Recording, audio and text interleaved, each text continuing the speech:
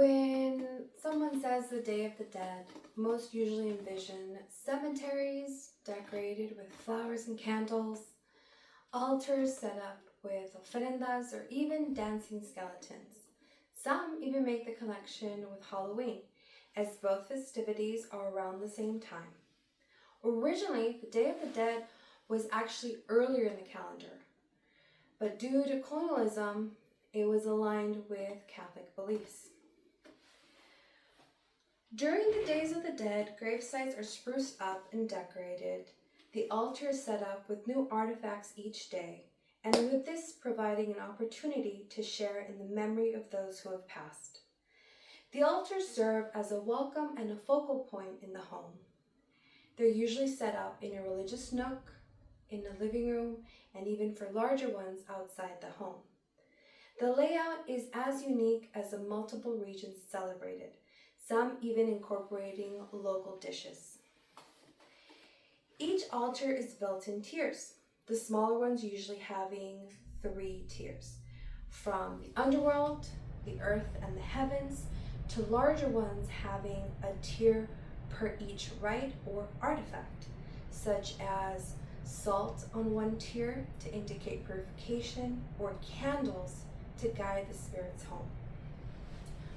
Regardless of the size of the altar, all of them will share in religious artifacts, pictures of the deceased.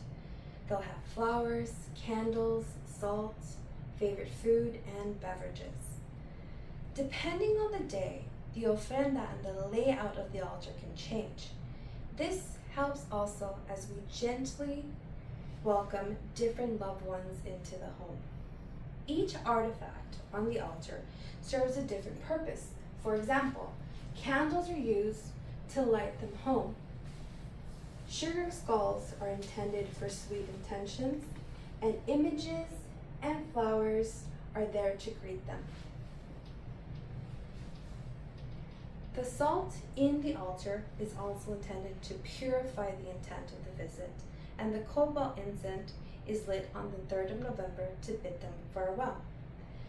Festivities on these days also have communal activities, such as dancing or even sharing a meal with loved ones, or Day of the Dead bread or dead bread with co-workers and friends.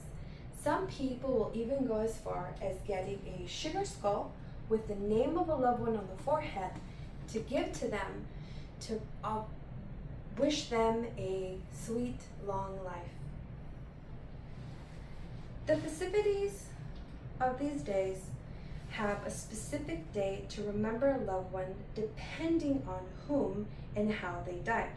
For those who celebrate the Chantolo, this can actually start as early as the 29th of September, which is the Archangel San Miguel Day, with each day falling assigned for a specific cause. For example, if you have a deceased pet, the 27th of October is a day designated to them, and most people will take out food or sweet treats and a picture of their pet. The 28th of October is the day that the altar is actually built and the first candle is lit. This symbolizes in memory of all who have passed. The 29th of October is for unclaimed souls, or people who no longer have someone that remembers them. The 30th of October is for those who died suddenly or tragically, and on this day we put dead bread on the altar. The 31st, we place fruit in tribute to our ancestors. And on the 1st of November, known as the Day for the Innocent, or Little Angels Day, is designated to children or youth who have passed. For the regions that celebrate a longer calendar, they take out children who were unborn or not baptized, and they get their own date set much earlier. Overall in Mexico though, the 1st of November is designated for children. On this day, we put toys and sweets on the altar, and parents typically visit the gravesite of their children. Most people at the gravesite on the 1st of November are there because they lost a child. the first time I went on this day, it paused me because you could see their shared glances of understanding. Some would even stop by to share a story or provide condolences for a lost child.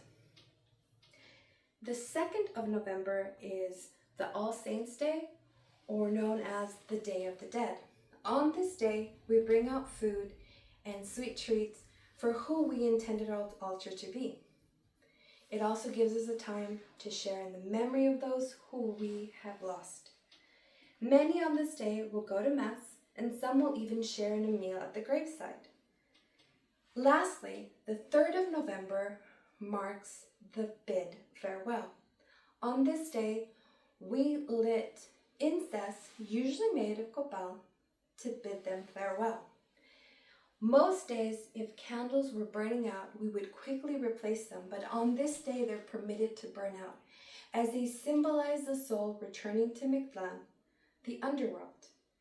If distance or time has kept me away from loved ones, on this time, it allows me to reconnect with those who have passed and appreciate those who are still around. While we built in the altar one year, it gave me the opportunity to find out that I have a birthmark that I share with my paternal grandmother. When she was alive and she would visit us, she would have her morning coffee with my favorite cereal. And this was regardless if there was sweet bread on the table. It's these little instances that make me connect. And these are the details that provide that connection with me, with my ancestors, and the loved ones I would have otherwise never have met.